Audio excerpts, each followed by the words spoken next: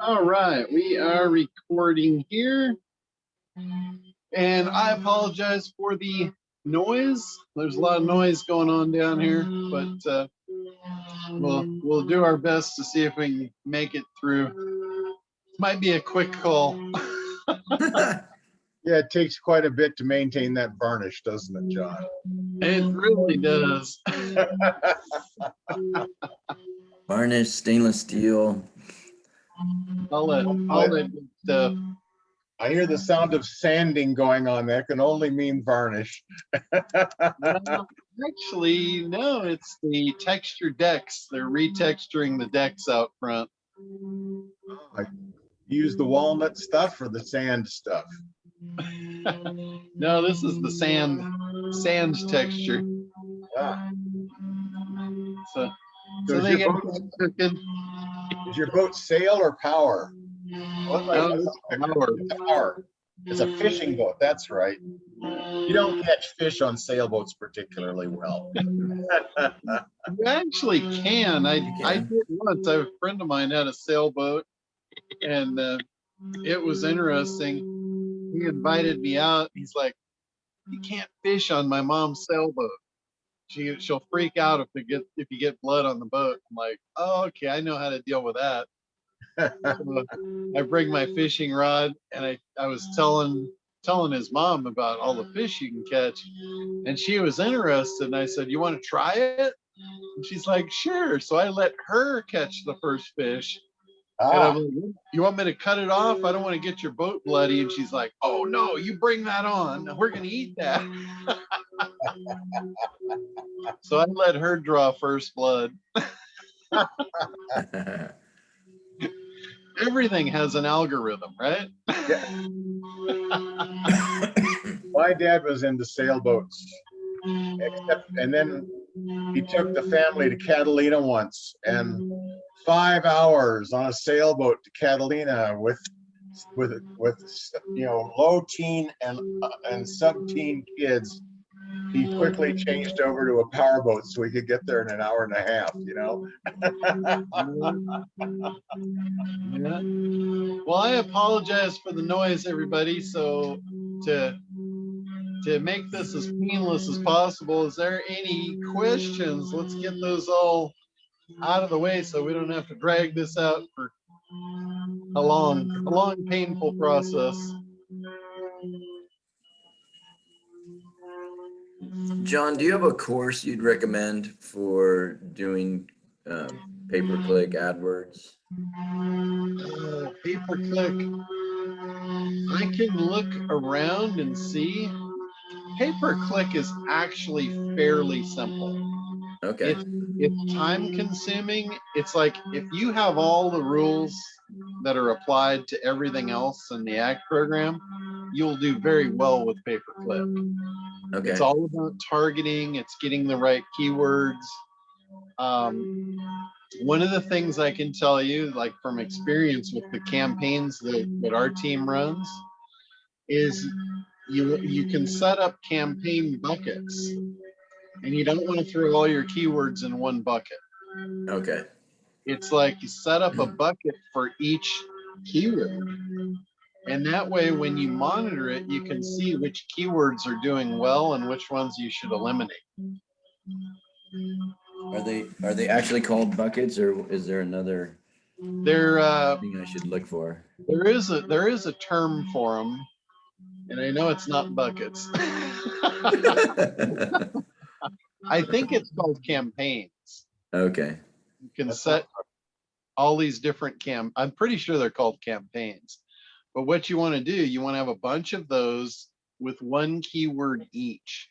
Or if you've got different keywords, that are very closely related, you can put them all in one campaign.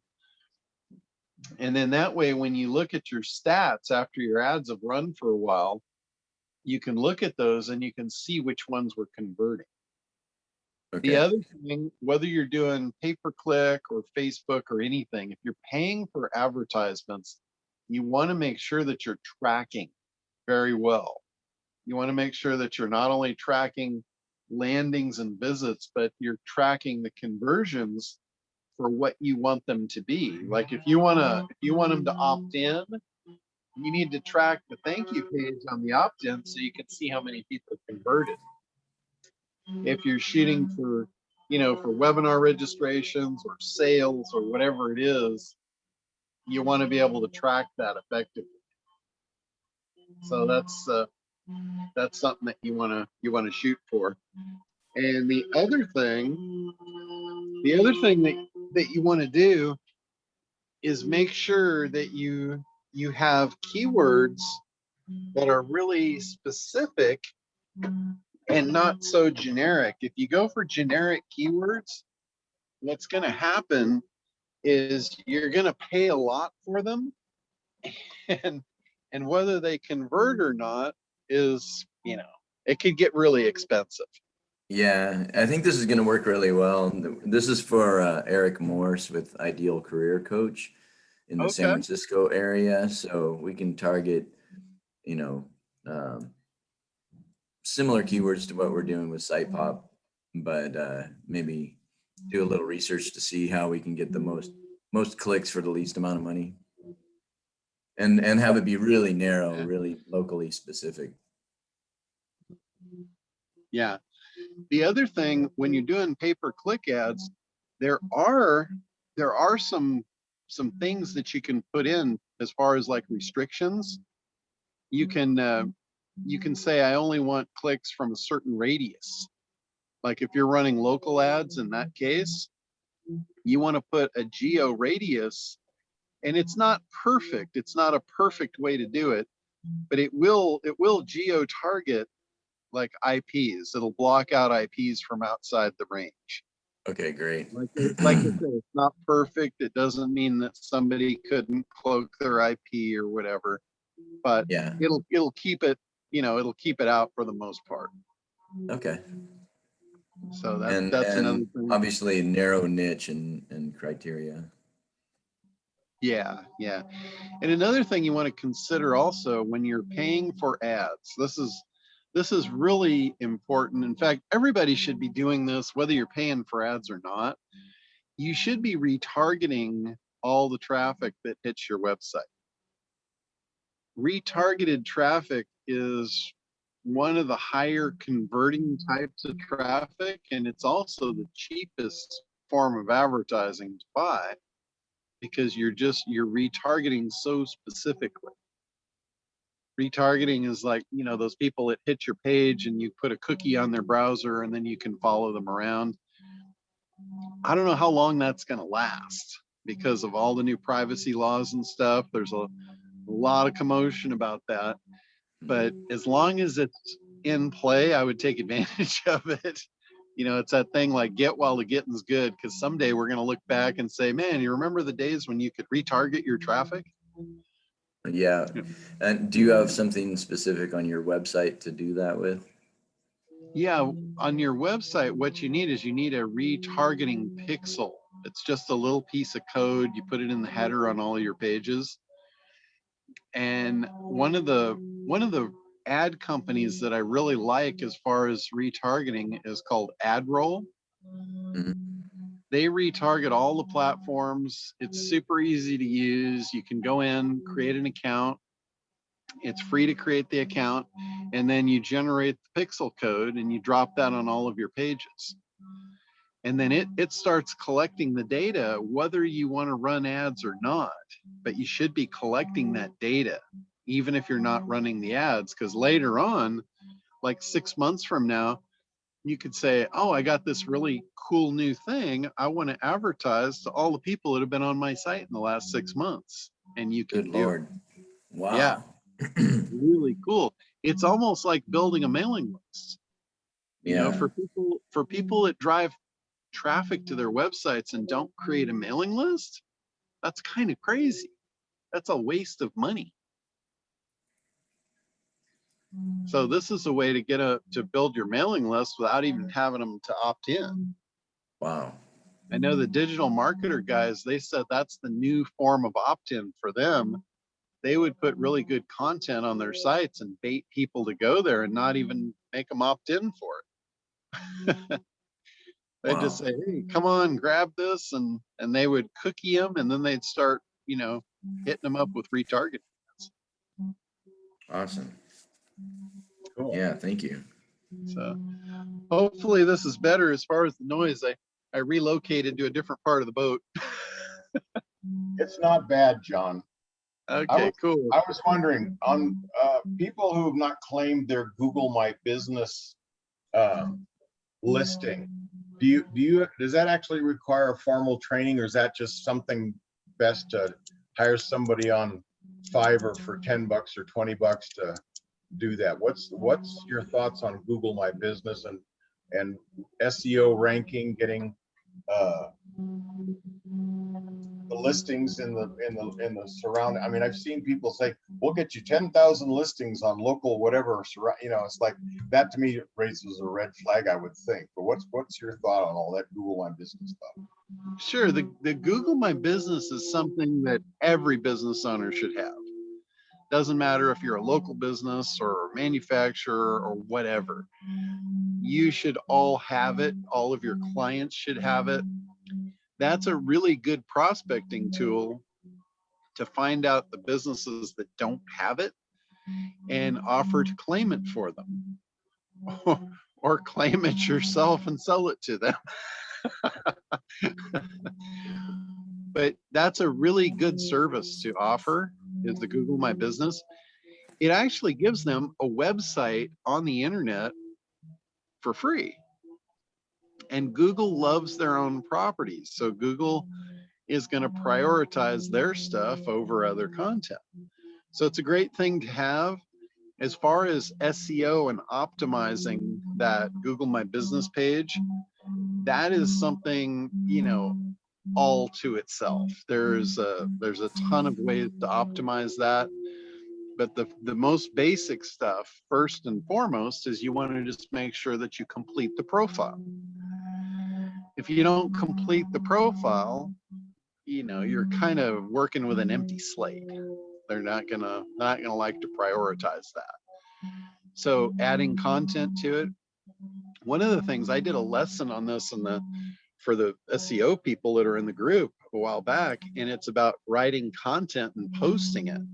You can do posted messages in your Google My Business account, and they get a lot of attention for about a week, and then they fall off because they're meant to be featured as news, and they're not newsworthy after about a week or so. So if you're going to do that, you need to update the content pretty regularly to get those refeatured. Now, as far as getting listings, that is part of the optimization for that, is getting what's called citations, which all a citation is a citation is just your address in print somewhere, basically listed on another site. So there's a ton of listing sites, business directories. That's what they're talking about. Like, I'll get you listed on 1,000 websites. There's millions of little business directories out there. Most of them are pretty meaningless. Most of them have no traffic. They're just something somebody put up to try and make a few bucks and see if somebody would pay them to be listed in their directory. So there's a gazillion of them. But getting, you want to get in the big ones. You want to definitely get in the big ones, like like Yelp and City Listing, City Search. Bing has one. You want to make sure that you're visible, in all the places where you should be visible for that type of business. If you're in the construction world, there's a bunch of them specifically for construction. If you're in the restaurant field, there's certain directories of restaurants. You want to make sure you get listed with what makes sense, for sure. I don't know about the one where you're going to get 10,000 listings everywhere on the planet. I have my doubts as to how effective that really is. Me too. There's a bunch of people on Fiverr, though, that will do it cheap enough that it might be worth a shot, but don't count on it, like blowing the lid off of your traffic. what does it take? I mean, when you say claim their listing, I mean, is it anything more than just going in and filling out a form and that sort of stuff? I mean, how, what should you charge for that kind of Yeah. stuff? I mean, is it really a high ticket thing, a low tech, what's the, It probably shouldn't be a real expensive service. It's not that big a deal. It really is just filling out a form. When you actually claim the listing, you have to show proof of ownership. And typically the proof of ownership is they're going to send a postcard to the address, or they're going to verify it to a phone number that they'll call, or, something like that. So you kind of have to be in conjunction with the business owner. I know I said, sign up, steal it, and then sell it back to them. It doesn't. Yeah, it's kind of being facetious. Google's thought of that, I bet. Yeah. Okay. Yeah. So you have to be in conjunction with the business owner so they can get the postcard and give you the code so you can authorize it, and then you're good to go. But it's a great service. I mean, if you're going to charge somebody, $500, I think that would probably be reasonable, even though it's just filling out a form. They don't know how to do it. and it's it's valuable. So whenever somebody doesn't know how to do something, there's always some mystique and some magic to that. And people pay for magic. Of course. So thank you, John. I appreciate that. That gives me some clarification. One other quick question. Do you have any recordings of any of the SEO presentations that you have given that you could send me links to so I could see how you do your SEO presentations? If I remember correctly. You mean as far as like presenting the service of SEO? Yes. Actually, I don't know that I have any recordings of that stuff. All of the ones I've done in the last few years, they've been to memberships where, they're bringing me in as a value add, and most of those were not recorded. So I can't really think offhand of any, of what you're looking for. Okay. I've got the presentations. I can go through it with you and, tell you how I did it. But, actually, maybe we should do a webinar. Maybe we should just do a webinar and I'll just record it for you. Let's do that. Put that on the calendar. Yeah, I mean, that would be easy because I've already got the presentation. I've done it, many times. So who are these people bringing into these presentations? What's the qualifier? What's the, I mean, the old hungry audience stuff. Who is the hungry audience? Who are they targeting with this? Or is it just a general audience and it's of interest to some of them and not so much to others? Oh, no. What it is, when I'm brought in to speak on that, it's very specific. It's a target audience of a particular industry. It's always industry related. Like the last one I did, I was actually on stage when the pandemic shutdown happened. I was right across the street from where I am now at the Long Beach Convention Center. And I was literally on stage doing the presentation that you're talking about to the Western Pool and Spa Association. So these are guys that service pools and spas. They're all local business owners. And, I was talking about referrals being the new, or Google being the new referral source. Their businesses were all built on referrals. Most of them were multi-generational. And the referrals that they're used to are drying up. They're disappearing. And I basically told them, Google is your new referral source. If you're not there, you're not getting the referrals you once did.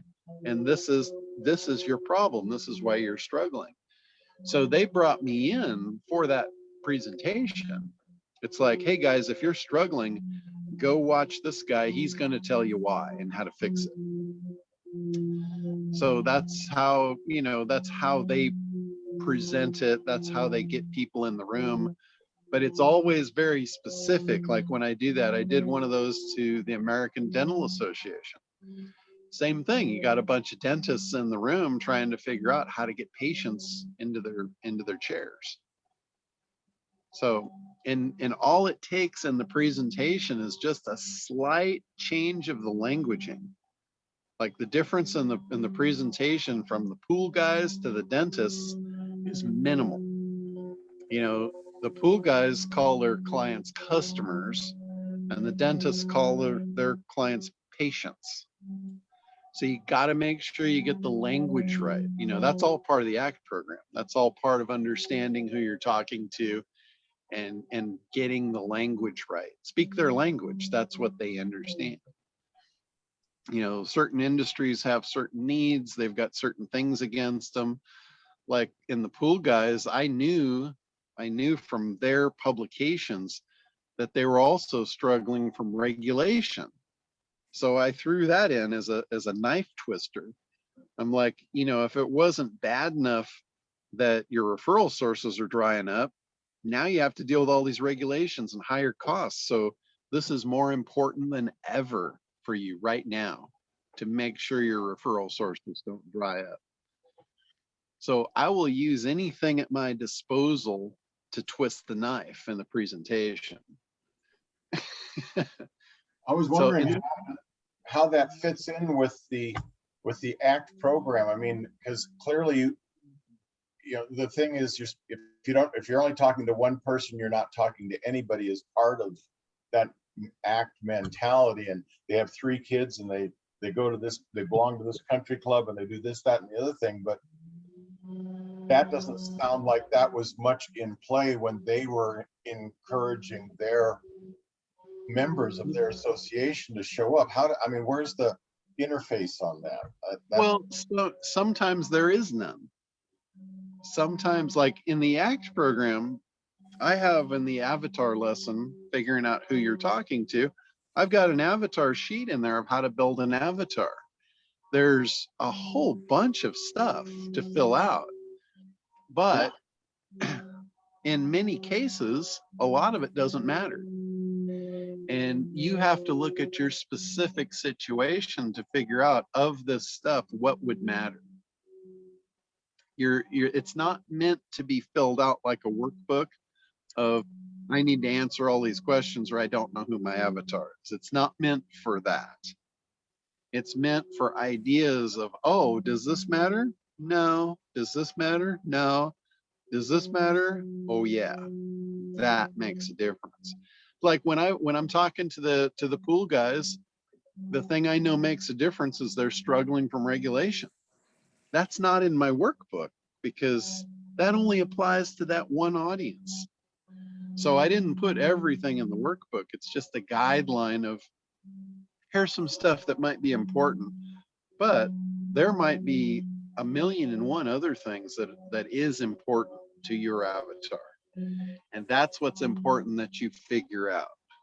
Okay, so when you're speaking to groups and associations, I heard you mention looking through their publications. That when you're speaking to a particular vertical, then you read their particular trade association magazines and stuff to kind of get a sense of what the industry has going for it and against it, and that sort of stuff. Did I read that right?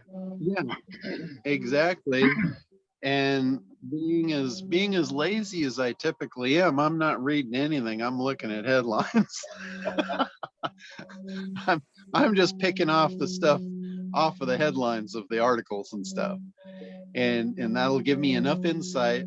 Like in school, I never read books. I'd read the cliff notes or listen to the teacher, and I got everything I needed to know about that book without reading it. It's the same thing here. I can glean everything I need to know off the headlines of their publications, of what's important, what's top of mind, and what I need to twist the knife on. You know, like the dentist, the thing that I twisted the knife there was, it was some high percentage, like 40% of you guys are going to be out of business by the end of the year. And some of you are going to thrive. Would you like to know how to be on the right side of the fence? That's what I'm here for. I'm here to make sure that you guys in this room are not part of the 40%.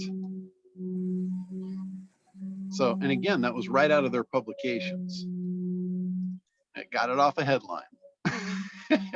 It sounds to me like you're finding your best success with SEO is actually going after verticals where you can target a particular dentist or pool people or backyard furniture manufacturers and that sort of thing. It doesn't have anything to do with my success in SEO. What it has to do with is it has to do with my success in selling a lot of people with a minimal amount of effort. The SEO is that's a side thing. How successful you are in SEO is going to depend on how much competition there is in that niche and how hard you hit it, how much budget the client has to attack that market or attack that problem. But like when I love to speak to groups because it's like a webinar. I can multiply my efforts. I hate dealing one-on-one for sales. You know, that's my least favorite thing in life is to try and make a one-off sale. I want to speak to a room and walk out the back door with 20 orders in my hand from the same amount of time I would spend on one person. So it's leverage. I hear you there. How do you it's basically your experience that tells you whether or not or what the level of competition is in any particular niche, or is there some way of finding that out? So me not having your experience in terms of looking at all those niches, how do I discover which ones are competitive and which ones are not so competitive? The easiest way is to go and do some keyword research and look at how much the cost per click is on those keywords. If it's $100 a click, you're going to get your butt kicked trying to do SEO on a new customer with that. That's a very large hill to climb. So that's one thing that you can do is look at the cost per click. That's a really good indicator of how competitive it's going to be. The other thing is common sense. Look at the amount of profit in the sale. If there's a super high amount of profit in the sale, and this is a lucrative thing, there might not be a lot of people fighting for it, but the ones that are fighting for it will fight to the death to win it. Okay. So, that's like mesothelioma. That's like some kind of a asbestos cancer that it's already been won in court. There's already a ruling that, hey, if you have this company's responsible for it and they got to pay you $10 million. You don't even have to go to court. You just have to show up and prove you've got it. And here's your check, sir. So the lawyers, how much will they pay to find the guy that's got it? That is actually the highest. That is actually the highest cost pay per click word. Google. It's over $1,000 a click. Yeah, that's why I used it as an example. When you get something that is that lucrative, that worthwhile, there's going to be some serious competition. It didn't get to $1,000 a click without having some people saying, hey, I'll pay anything. I will pay more than the next guy. I want that lead. That's not a game that you want to play in SEO without a serious warfare behind you. Are you saying actually one of our agencies has a client in mesothelioma, one of the agencies that we sell SitePop to? They had battled for like 3 years only to get to page 2, and sometimes they'd get to the bottom of page 1. When they added SitePop on top of that effort, it was all they needed. They got 3 big mesothelioma keywords up into the top 3, which was a game changer for them. Oh yeah. But they probably spent $100,000 over a couple of year period to get up to the point where SitePop kicked them over the edge. So, but they couldn't believe it. They could not believe it when they saw the results. that's the really key 30%. That's that last 30% that gets them over the top. So Yep.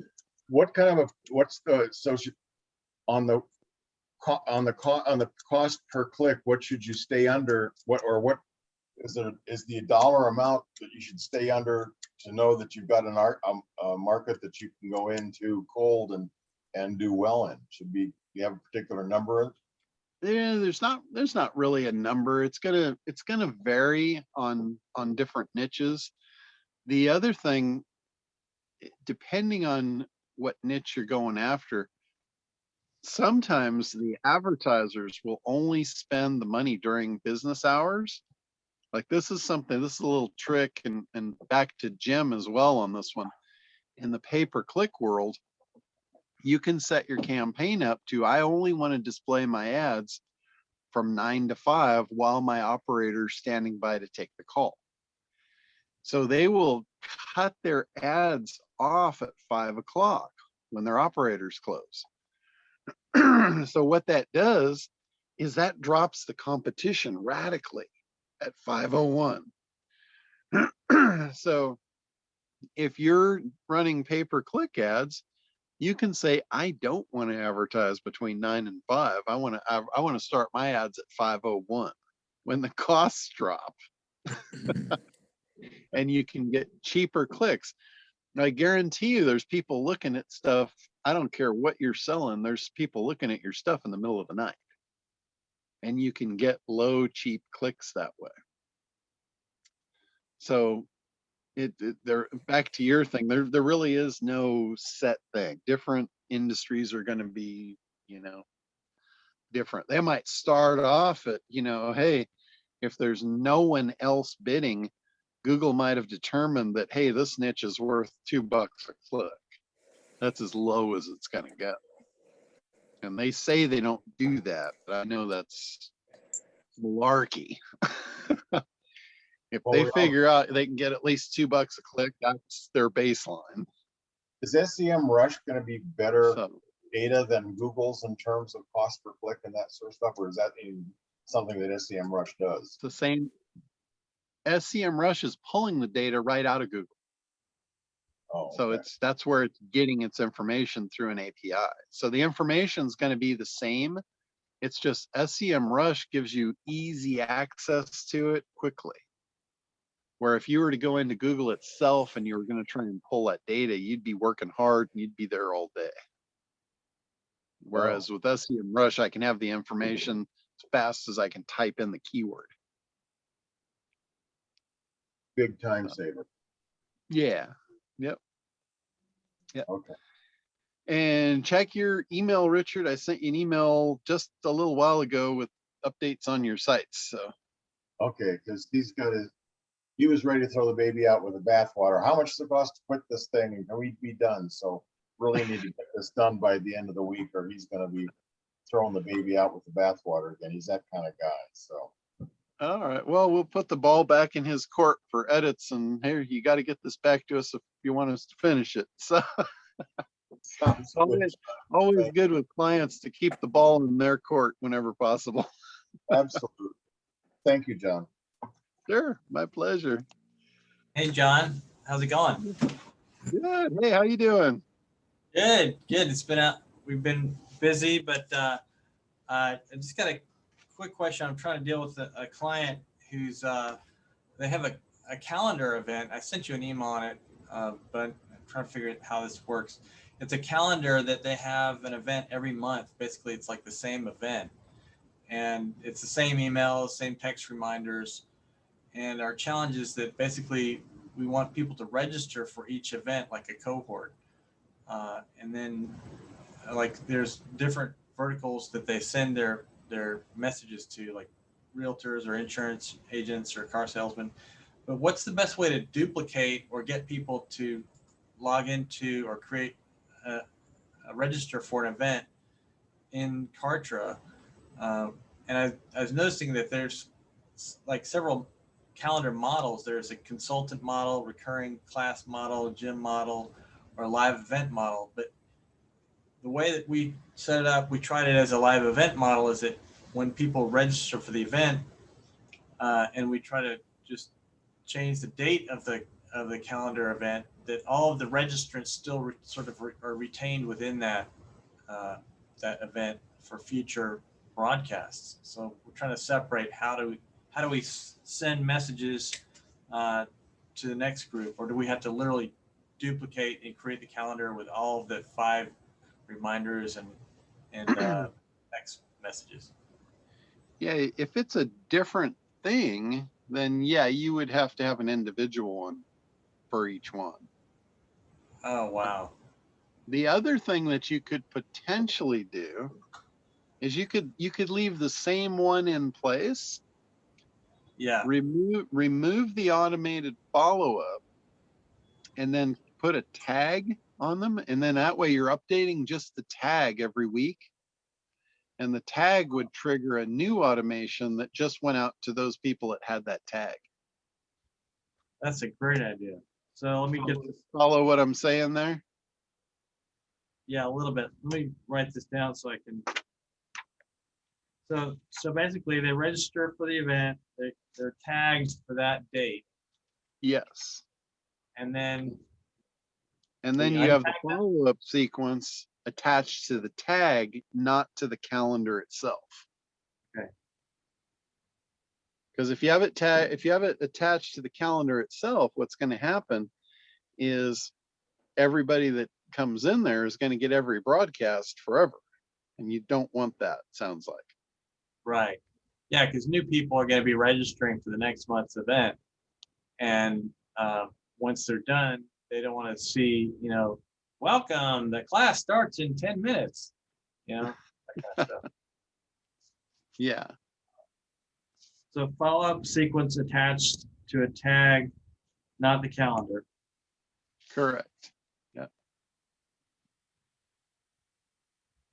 And then where would the tag be set for the follow-up sequence? Would that be when they register, or when they complete the event, or when the event is complete? You just set the tag in the calendar. Like when they sign up this week, you just add this tag to them.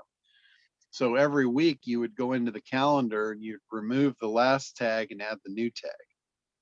That way anybody new coming in this week gets the new tag, and then the new tag triggers a new automation. Okay. So what you could do, you could take the original automation, you could clone it, change out the stuff for this week's event, and then they would be the only ones that got it. Okay, the new tag set. Yeah, so you create an automation that gets triggered by a particular tag, and then next week you can go in and you can just change that. You change what tag is triggering now. Oh. And you could either just update the current automation with that information, or you can clone it if you want. If you want to keep the old one in case you ever want to do that particular event again, and then you could just clone it and edit your new automation. Wow. So it just depends on how fancy you want to get. Automation. And if I wanted to hire someone to be able to do that, who would I knock that out or pay to do that?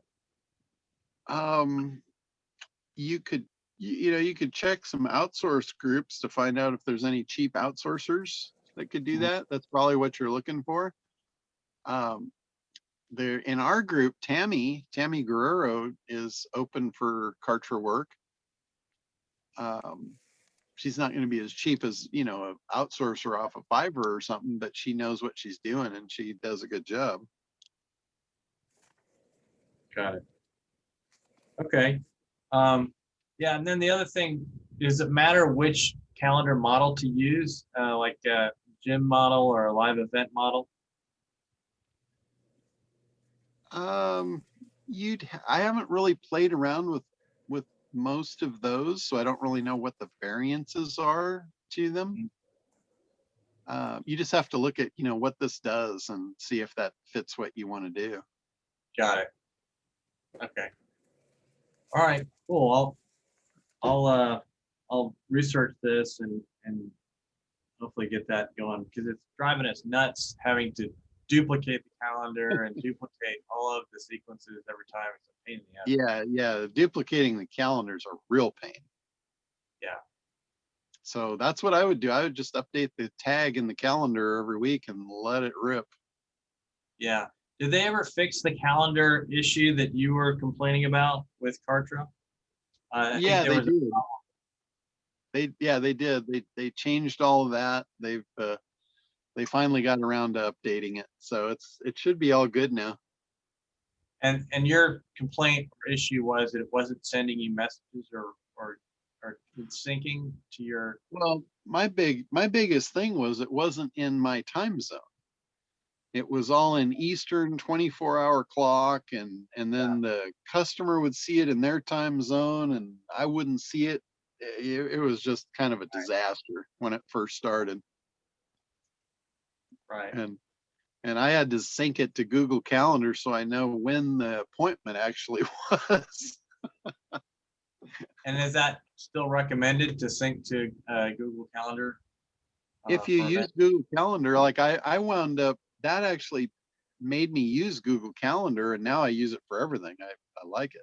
So yeah, we like it too. And gives you your nice reminders and everything. So it's cool. Yeah. Okay, great. Well, thanks a lot. All right, no problem. All right, Gwen, I think you had your hand up. Are you there still? Here. How's it My going? hand- Oh, it's going. Got more on my plate than I can swallow at the moment. Oh, That's well, okay. sometimes that's good. Yeah, it is for the most part.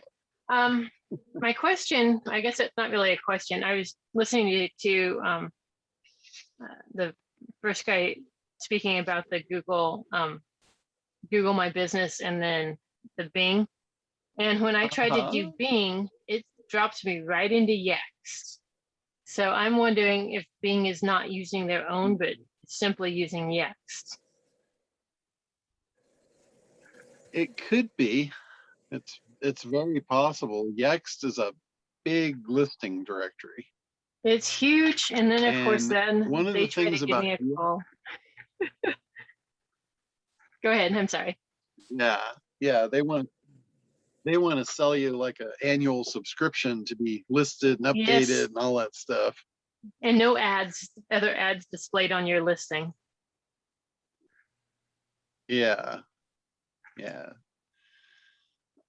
And that's what you get when you go to sign up in Bing for Yes. lack of a better word, Bing My Places.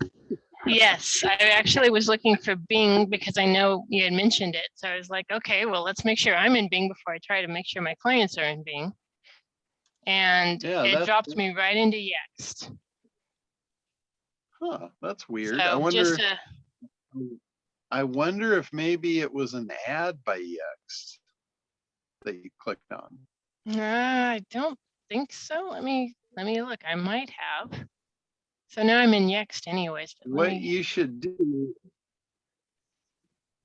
create a Bing account and then log in and look for it in your Bing account, just like you do in Google, like you have a Google account. And then you can log in and it'll have all the different things that you can do in there. Try that and see, because I've got one and it's through Bing. It's just like Google My Business, but it's Bing. And I set it up. I will try that. Yeah, I set it up a long time ago, and I don't really remember what I had to do, but I get the notifications just like from Google every week of how many people hit your site, if it's up from last week or down, and all of that. Okay. And then they also send you the things like if there's a holiday, are you open for the holidays? Are you changing your hours? All that kind of stuff. Okay. Well, I'm glad I asked then. Yeah, I think you probably just clicked an ad and they probably disguised it really well, making you think it was Bing. Oh, it's possible because I was looking for Bing My Business. I'm not sure how I've worded it, but it's something like My Business on Bing or something. Yeah, I bet you, I'm almost positive you clicked an ad. Okay, well, I'll double check that and get back to you Go- if I can't find it for whatever reason. Yeah, go to Bing itself and create an account. I think I And have one. yeah, or log into it and you'll find it in there. Okay, I will do that then. Yeah. I think it's called Bing Business Directory. So you want to set your business up in there.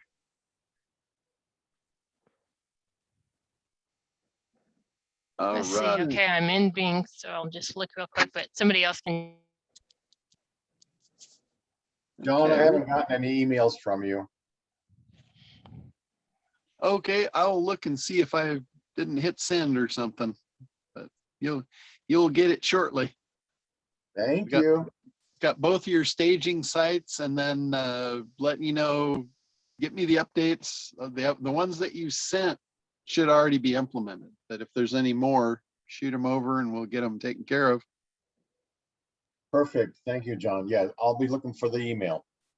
Okay, no problem. All right, anybody else here?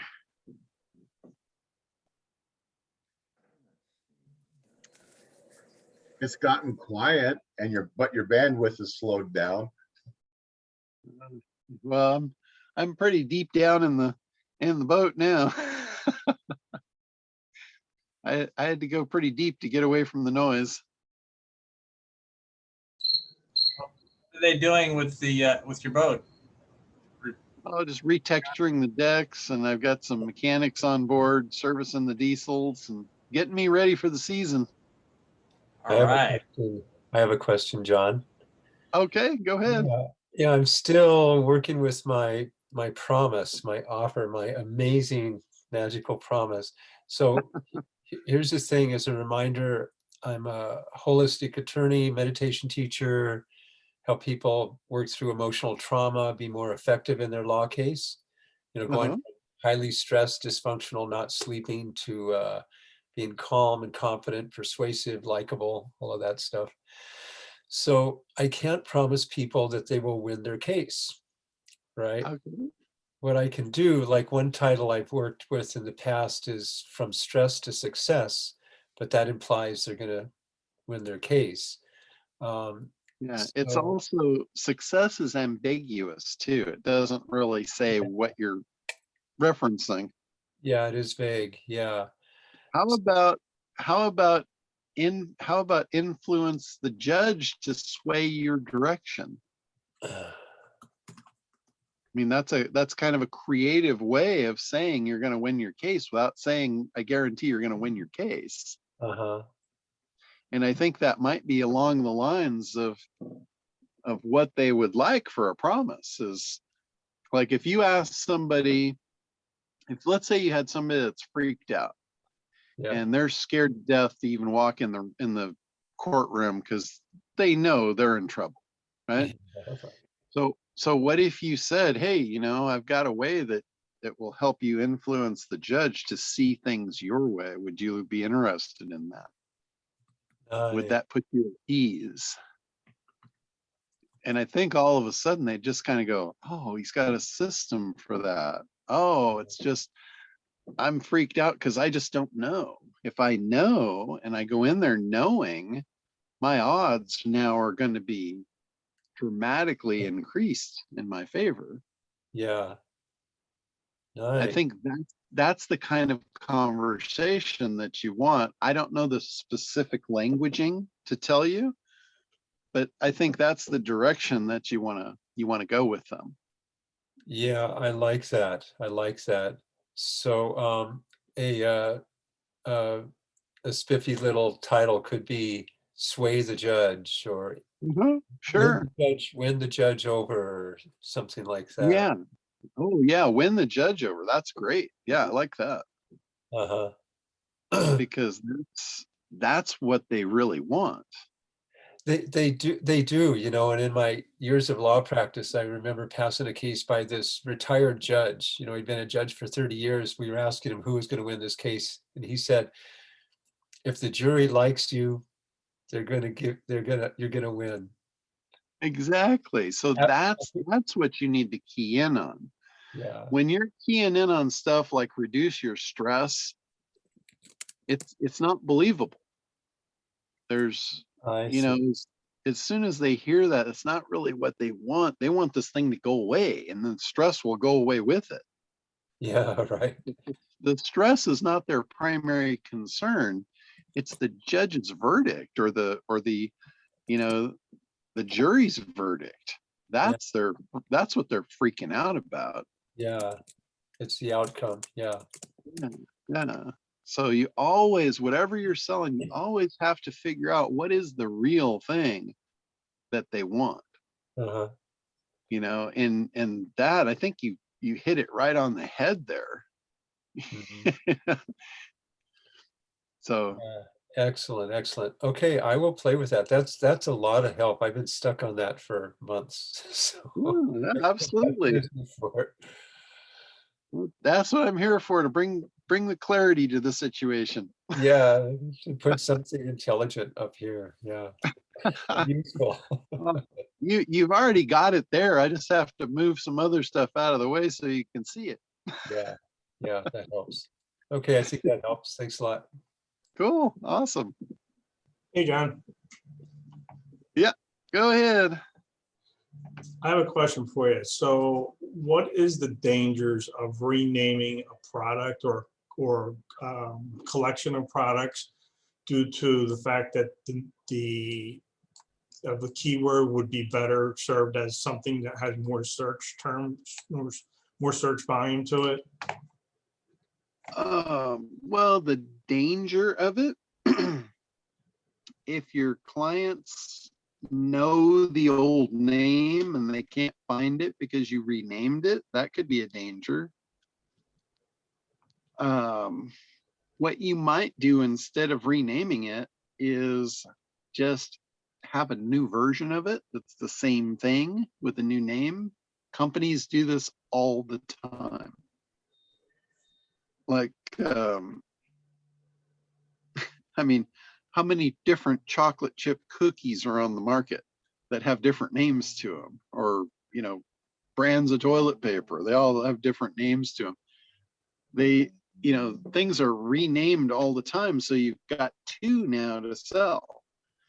And there are companies out there that will do this as a test. They'll take the exact same product, they will put two different names to it with two different prices. And they find sometimes that the higher priced one outsells the lower priced one, even though it's the same thing. It's the identical item, just got different packaging to it. If you think about it, that's just like having another big idea to sell the same product. Totally different big idea, but you're selling the same product on the back end. So you know, depending on what it was and, you know, what the ramifications might be, you might try that. Just put a new name on it and see what happens. Interesting. And even put a different price on it for the heck of it and see, you know, see if the higher price one outsells the lower price one. Because if you do rename the product, then you have to rename the URL, then you have to do, I guess, a redirect. So if they click on a link from someplace else, it goes to the right product, right? Yeah, but if you just renamed it, you could just add another URL for the new name and leave the old one as is. Now you've got two. I would do it that way myself. Yeah. That Okay. way there is no bad, there is no downside, there is no evil. What you had before is still going to be there doing what it did, and now you're going to have a new thing to test and add on top of it. Right. That's what I would tend to do. Give it a try. Okay, cool. Yeah, the only way that you would want to do that if you were completely rebranding and you just weren't going to offer it the old way anymore. And in that case, you would just redirect the old to the new. You do like a 301 redirect from the old URL to the new URL and hope that it will pass everything through. It's kind of hit and miss of, you never get 100%. No, You always lose a little bit in that translation. oh, you do? Okay, it's not 100% foolproof. Well, you'll get the traffic will come through. Anybody that hits the old URL, they will get forward through. But what I'm talking about is the SEO value. You won't get 100% pass through on that. Okay. So you could Traffic. damage your reputation that way? Yeah, it won't. I don't think it would be radical, but you won't get 100%. Just know that going in. Okay. What Okay. percent? I don't know, but it won't be 100. All Hey, right. John, I have another Thanks, John. question, if I could. Okay, sure. Go ahead, Dwayne. Yeah, so, excuse me, I wanted to get an idea on what I should price my offer at. So what I offer is a workshop that takes place over 9 days. I have an intro, big questionnaire they fill out. I do a private 20-minute call with them to figure out what their specific issue is, 5 hours a day on the weekend, and then a couple follow-up things and emails. And you know, they're involved in litigation. I'm an attorney. I have all these other skills.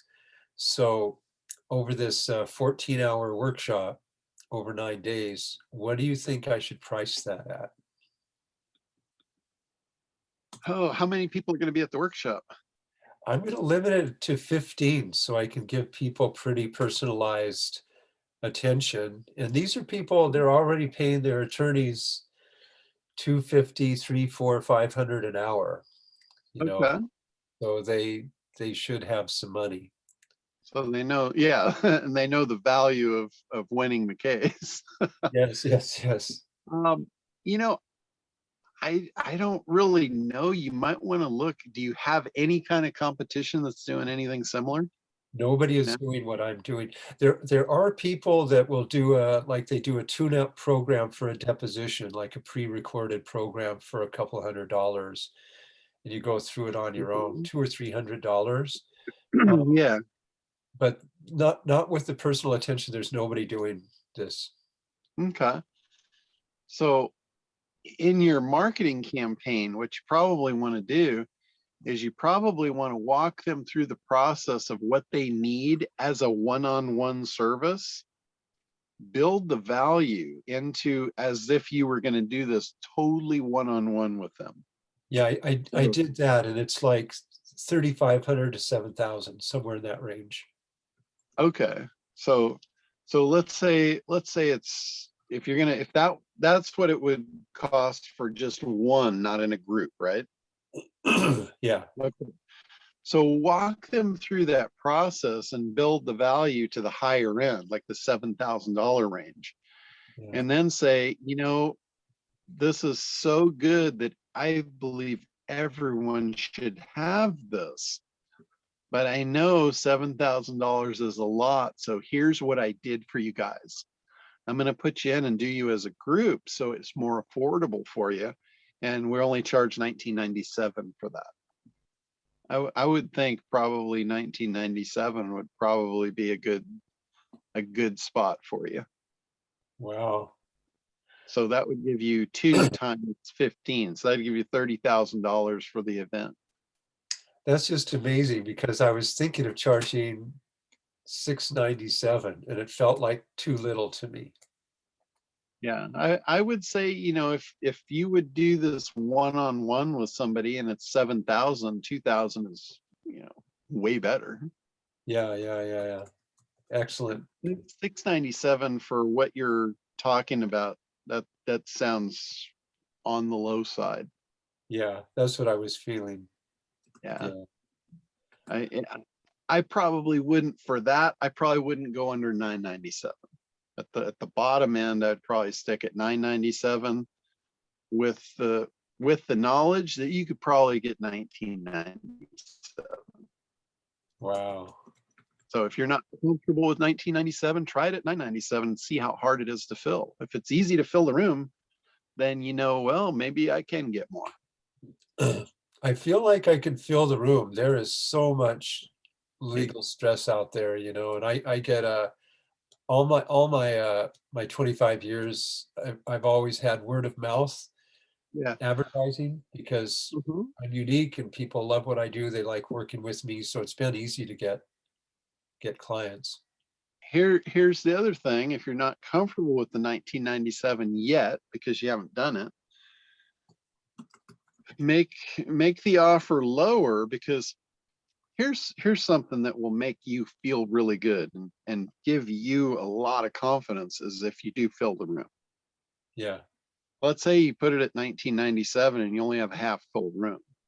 Yeah. It's not going to give you the same jump in your step as if you put it at 997 and you filled the room your first time out. Yeah. That would feel great. And not only will you feel great, you'll have a lot of opportunity to get video testimonials from those people. Yes, yes, yes. I thought at the end I would offer people, if they'll record a quick video right then at the end, you know, while they're still in the positive emotions in it, Mhm. that I'd give them a free half-hour consult or something like that. Well, you wouldn't have to do that if you pose your offer correctly. If you Uh-huh. pose your offer correctly, you can say the normal price of this is $19.97. But if you're willing to do a video testimonial, I'll cut it in half. Wow. You can get in for $9.97 with the promise that you will give me a video testimonial of your honest opinion, good, bad, or ugly, whatever it is. I want to know. Wow. Yeah. I like that. Yeah, that would be a really good opener for you. And it gives you a nice bonus. Gives you a nice bonus, and it gives you a sense of urgency that they get in on this first one, because that offer is only available for the first time you do this. You'll have your testimonials after that, and you won't need this. Right. So that gives you a sense of urgency as well. Excellent. Well, that's great. Like making 30,000 a week sounds pretty good for me. Heck yeah. It's a little higher than I had was planning for. That sounds great. I'm so glad I asked. Yeah, absolutely. Excellent. Excellent. Thanks again. Absolutely. Sounds like a winner. Yeah. Right. Anybody else before we wrap up here? All right, guys. Well, hey, have a great week. I apologize for the noise there in the beginning. It's good now, but we'll be back regular time next week. So thank you all for participating. Great call today. We'll talk to you guys next week. Okay. Thanks. Have a good week. Bye-bye.